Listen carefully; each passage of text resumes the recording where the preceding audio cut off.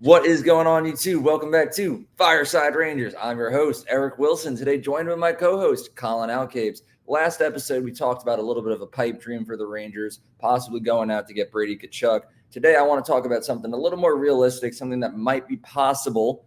Could the New York Rangers and the Carolina Hurricanes go from enemies to lovers, just like that, in the span of a couple weeks? There's a couple guys on Carolina that the Rangers just faced against in the second round that are upcoming free agents, and Colin's back. Yeah, I don't know what that was. Necas and Pesce, two guys unlikely to return to the Hurricanes. The Rangers need a new winger and they need a new defenseman. So could they kill two birds with one stone and sign both of these guys? We'll see. We'll talk about it. We'll get right into it. But before we do, make sure you guys like, subscribe, ring that bell so you don't miss notification. Leave your thoughts on these potential acquisitions down in the comment section below. And lastly, be sure to follow us on all of our social media platforms at Fireside Rangers on Instagram, X, and TikTok. But before we really get into it, Colin, how you doing today? And what are your thoughts on these potential guys that we could sign? I'm good. I'm excited to talk about these guys. I have wanted one of them for a good chunk of time, and now that the other one might become available, I think that they're both good fits for the team, obviously. We just saw one of them play. Necas was not as effective against the Rangers as I would have thought, but he's a solid young player at only 25 years old. He fits kind of that rebuild, not full rebuild, but like he still fits that timeline where he'll mesh well with guys like Lafreniere and like Perreault and Othman. When that older wave of veterans moves out, that'll be the next wave of guys, and I think he fits with them perfectly.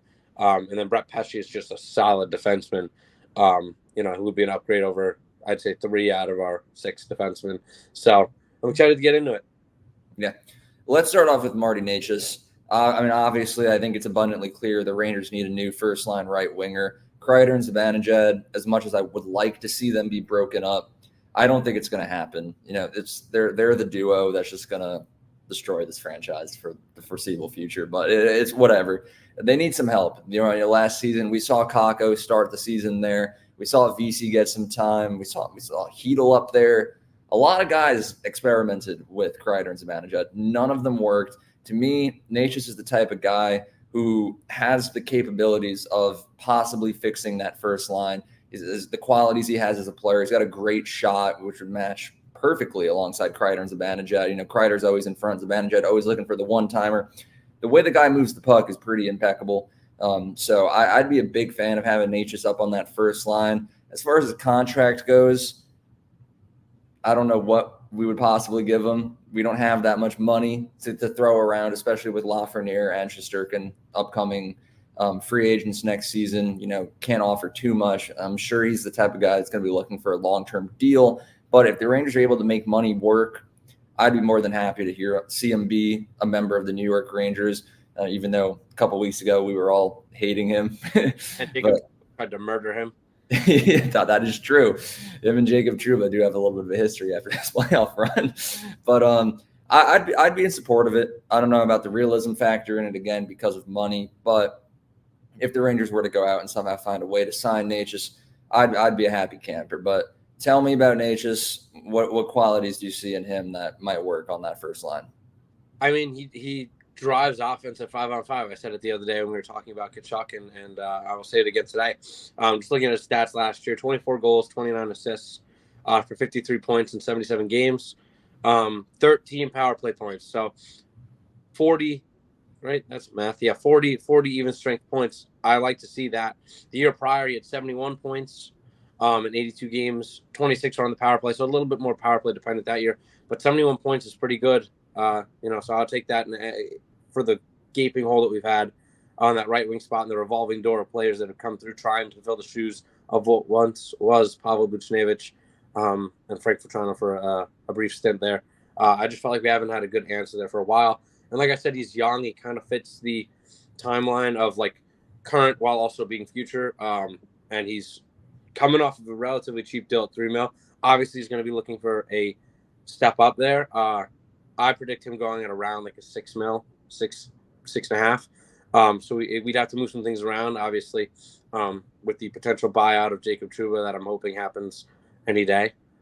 There's no actual rumors about that. I'm just hoping to start the rumors and maybe get the ball rolling on that. If you're listening, buy him out. And then, the potential move of Goudreau as well. This is a player that is very polarizing. I'd be excited to land a guy like him. Obviously, he's a restricted free agent, so that's important to mention. So we would have to trade for his rights. But they're expected to trade his rights before the first game of the Stanley Cup Finals, which is Saturday. 2 days. Yeah, they're expected to move it by then. And I know they really covet a guy like Capo Caca. They always love guys who have really good metrics, and Capo is really good at possessing the puck, and he's really good defensively. That's the type of guy that they'd love to go and get. I've heard a lot of rumors about them potentially offer sheeting them. So let's save them the trouble. Let's just throw them in a trade for the rights. I'm willing to try and make a move for this guy just because he is 25 years old. He's extremely good. He's shown promise. I think he's a former 12th overall pick. What's not to like? Yeah. And just for some clarification on the contract, he is coming off of a 2-year deal that had an annual average value of exactly $3 million. So like you said, he did have an incredible season this past year. So a pay raise is due. He's going to get his money worth. I like the number you threw out there. You said 6.5, right?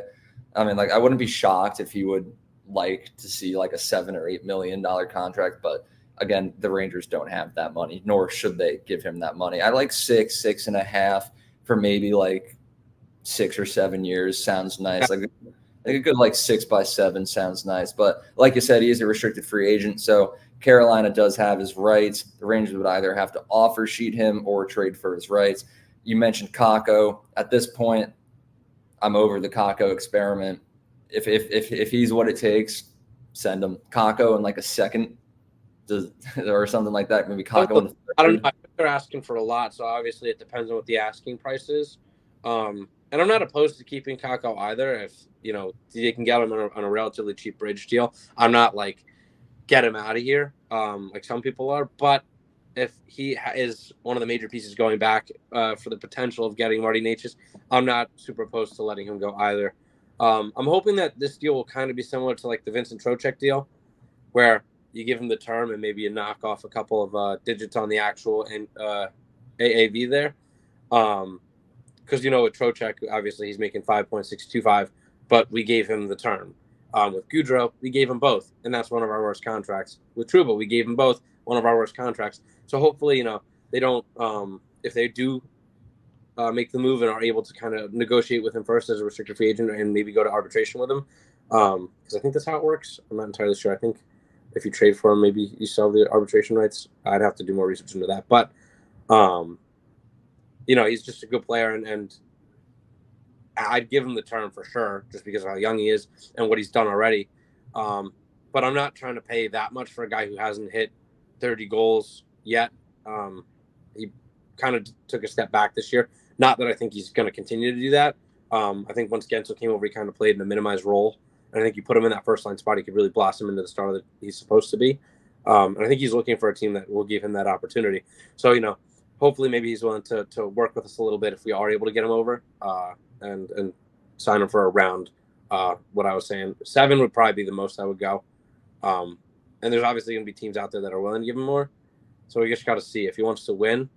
And he recognizes that the Rangers window is now, as they've beat them twice in the last 3 years.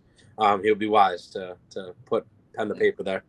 We'll see what happens. Like you said, they're expected to trade away his rights by the time the Stanley Cup Finals begin, which is in 2 days. So, this video could become irrelevant in any minute if he gets traded elsewhere, but we'll see what happens. I think we're both in agreement. The Rangers should definitely check this out as long as it's not too expensive. I think he'd make a great fit on the team, and I know you do as well. But let's quickly pivot to the other player that we're talking about today, Brett Pesce.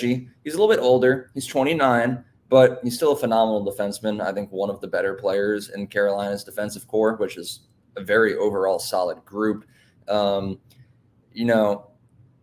The Rangers' defensive core, it's gonna look a lot different next season. I've purchased Jacob Trouba a one-way ticket to Jupiter, so hopefully he won't be coming back. Ryan Lindgren is a restricted free agent, unconfirmed. The Rangers are going to try to extend him, but I'm hoping they will. Eric Gustafsson, I doubt the Rangers re-sign him. So to me, honestly, the only defenseman I see absolutely locked in coming back next year It's Adam Fox, Keandre Miller, and Braden Schneider, and Zach Jones. So there's a couple openings there that the Rangers are looking for. I think we'll definitely see the Rangers go out and get a defenseman. Could it be Brett Pesce? Let's talk about it. As far as money goes, I know he's coming off of a 6-year deal with the Carolina Hurricanes, in which he just earned just over $4 million. I think it was like $4.025 million was his annual average value. So as far as money goes, I don't know how much of a pay raise he needs. I don't really see the Rangers locking him up long term because of his age. Again, 29. But a nice like a 4x4 sounds perfect. 4 years, $4 million. That's what I'd be willing to sign him for as far as term. Money wise, Rangers really can't give him that much, but they need a defenseman. I'm trying to decide first line right winger, top pairing defenseman. What should the Rangers really be valuing right now? Honestly, it might be a defenseman. So, as long as it's not like more than $5.5 million, I think the Rangers should absolutely go out and at least try to get Pesce. I mean, is he also a restricted free agent? Should have done this research before. He's a UFA, so he will be talking. So the Rangers can just go out and sign him. We don't have to talk about offer sheets or trading for his rights. This is a guy the Rangers can just go out, hand him a wad of cash, and say, come to New York. So I'm all for it. I like Pesce, as much as I despise the Carolina Hurricanes. I think both of the guys we're talking about today I have a lot of respect for, and I think they're both phenomenal players. So if Pesce's interested, why not? You might as well. You need new defensemen. I think the Rangers should absolutely go for this guy. But I know you have a little bit more on his stats and everything, so fill us in. I would say for Brett Pesce, I've wanted him on the team for a good chunk of time now. He's very solid. In his career, he's only finished 2 seasons with a negative plus-minus, going as high as plus 35. And even the low is -7. Not terrible on a Carolina Hurricanes team that wasn't really all that good during those years. He's just sound. He's a really sound guy. One of the big reasons why the Rangers were able to beat the Hurricanes is he was out with injury. And that was a massive hole that had to be filled by Tony DeAngelo, who really sucks at hockey. So that was a big part. Tony DeAngelo was bad. He was pretty bad. He was that's a big role that Pesce plays, and he's able to do it very well. For me, obviously, everything we talk about requires moves to be made by the Rangers. They have to get rid of that Trouba contract somehow, some way, and they also got to find someone to take Barclay Goodrow. So it's all relying on those things happening. I know that there actually is some consideration about a buyout of Trouba. I see it floating everywhere. I know the fans really want it, so I guess we'll see. I want to interject for a second. Public service announcement. Long-term fans of the channel know he who shall not be named, Ryan Strome, is our Voldemort. I'm starting to think that Jacob Trouba might be our Emperor Palpatine. The pure symbolism of evil. He legitimately might be probably my most hated player that's played for the Rangers. I hate Strome. I hate Mark Stahl. And Jacob Trouba might finish that trio. I don't know. I can't stand Trouba. But back to Pesce. Pesce finished 13 points, 70 games. Obviously, he's not the offensive threat. Last year, he finished with 30 points in 82 games, a little bit better. But I'm not looking for a guy who's going to put up points. We don't need that right now. Yeah, no. We just need some solid defense. For me, I'm kind of willing to let a guy like, and I know a lot of people aren't going to like this one, Lindgren. I'm willing to let him go. He's really injury prone. He plays with his heart on his sleeve, and he throws his body in front of everything, and it's great. And I love what he does. But it's a very similar to Stahl towards or Girardi when they got hurt. We gave him a big deal. They got hurt, and then they were never the same. They kind of took a step back, and obviously you don't want to pay a guy who's super injury prone. And I get that he plays with kind of that edge and that grit, but he also puts himself in a lot of vulnerable positions. He got clocked a couple times in the playoffs this year, we saw, and he was out for extended periods during the regular season. So I don't know if I feel comfortable paying a guy like that who's consistently doing the most, but unfortunately getting injured while doing it. You got to think about the longevity of a guy like that. And so that's kind of what factors in for me. I love Lindgren, but I don't see him being a super long-term fixture. Whereas a guy like Brett Pesce, I get he's 29, but he's still playing some of the best hockey, and he's getting into I say he's in his prime in terms of prime right now. He's got another 5 good years left in him. That's what I'm saying. So I agree that I'd probably give him 4 or 5 years. and I'd probably give him he's going to want a raise. Everybody wants a raise. They come up with their contract. They're not going to less. I'm looking at probably a 4-year, 5, maybe 5.5 at most. Yeah. And but he's solid. I mean, he's 6'3", 206. He's from New York. So maybe he'd like to come back. He was born in '94. But he's just a good guy. He's sound. And I think he'd be a really big addition to the D-Corps, just with what he brings to the Hurricane. I have nothing bad to say about him. I think had he played in that series, I don't think the Hurricane would have won regardless. I think the Rangers were just playing very well at that point. But I think it would have been a lot more difficult. I think it would have gone to 7. I don't think that we would have seen game 1 go the way it did. I think it was just, he is so good, and you don't really notice it until he's out of the lineup. I think is how I would go to describe him. He's just so sound, and you don't really appreciate what he does until he's gone. And I think that that's going to be a huge loss for the Hurricane, and hopefully a big addition for the Rangers. Yeah. I mean, and I will say, because we're talking about a pretty large contract here, as far as the Rangers cap situation goes, $5 or $6 million, it's not that. That's a lot. But I will add, I think if the Rangers do go out and make the signing happen, that pretty much kisses Ryan Lindgren goodbye. So, you're saving money on that at least. Because, I mean, to me, if Ryan Lindgren sticks around, it's going to be Lindgren, Fox, Miller, Schneider, hopefully, fingers crossed. And then, what? You're not going to put Pesce on your third defensive pairing with Zach Jones. This guy deserves top 4 minutes, probably top 2. So, if the Rangers go out and make this happen, I think it would be Pesce, Fox, Miller, Schneider, Jones, Ruhwedel?